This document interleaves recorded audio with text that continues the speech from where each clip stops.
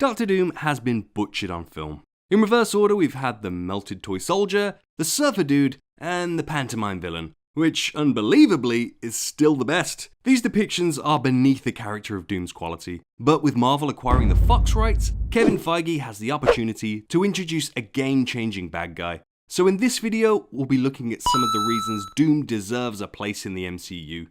Look, if Ego the Living Planet gets a friggin' movie, surely it's Doom's turn already? The son of Latveria and Gyppos, the exceptionally bright Victor Von Doom experimented with science and sorcery before leaving his homeland to school in America, where he met and rivaled with that bastard Reed Richards. He messed up his face, made a metal suit, and returned to Latveria to become king. Ever since, he's pretty much done as he damn well pleases, but he is frequently driven by the desire to rescue his mama's soul from the clutches of Mephisto. So he's not all bad. None of the movies have delved too deep into his motives and history, because they suck, but the recent trend of more complex villains, as well as Marvel's foray into sorcery, paves the way to tackle Doom's backstory. So what makes Doom such a compelling villain?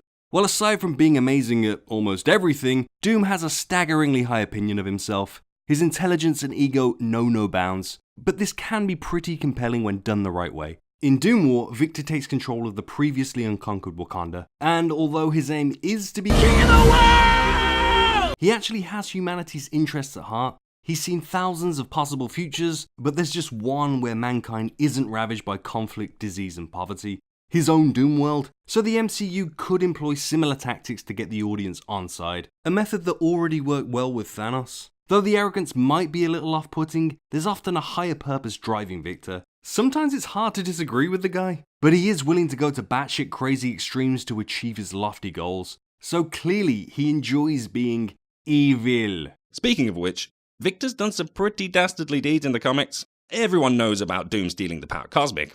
It's kind of his thing. But this doesn't even scratch the surface of what a scumbag the guy is. He sent a 7-year-old to hell, sacrificed his first love to make a new armor, and let's not forget the time he refused to pay Luke Cage the hefty fee of $200. You owe me $200. Ultimately, Doom's all about outwitting, outthinking, and outmaneuvering his opponents, rubbing it in their stupid faces, and reveling in his supremacy. Which kind of makes you think, if the good guys just conceded and gave him a certificate stating his superiority, maybe Doom would be content and stop being such a prick. We've looked at some of the, positives, but what are some of the difficulties in bringing Doom to live action? Well, in terms of costume and appearance, it isn't the easiest transition from page to screen, as we've seen in the past. But if Marvel can get a purple spaceman right, why not a metallic megalomaniac too? He might not pose the same threat as his glove-wielding counterpart, but Doom is more powerful than your average bear. His science and sorcery make him essentially a combo of Iron Man and Strange, and that being the case, he's proven himself capable of taking on several Avengers at a time, and even joined various groups of supervillains, which might give him more of a multi-movie arc were he to do the same on screen.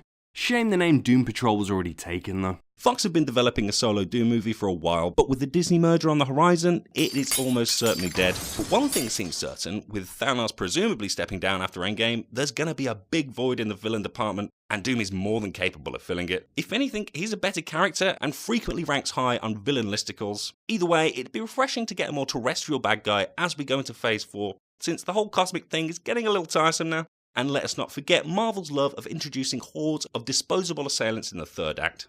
Tell me the Doombots aren't perfect for this. And the saving grace with Doom over, say, Ultron, is that he's flesh and blood under that armor, so there is an opportunity to attach some humanity to the character, so he doesn't come across as, just a total jerk. You might think Doom needs the Fantastic Four to even stand a chance of getting a new movie, but as we've explored, Doom is so powerful that he often whores himself to other Marvel heroes in the hopes of finding a good fight.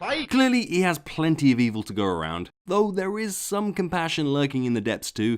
Another aspect to his character is the paradox that he's often the reason for his own downfall, which would be interesting to see unfold on screen if done convincingly. Victor's something of an expert at sowing the seeds of his own demise, but ask yourself this: what would Doom do if he actually won? Part of the challenge in portraying Doom on film is the casting. Getting the arrogance, the charisma, and that tricky Latvian accent wrong would be a disservice to the character.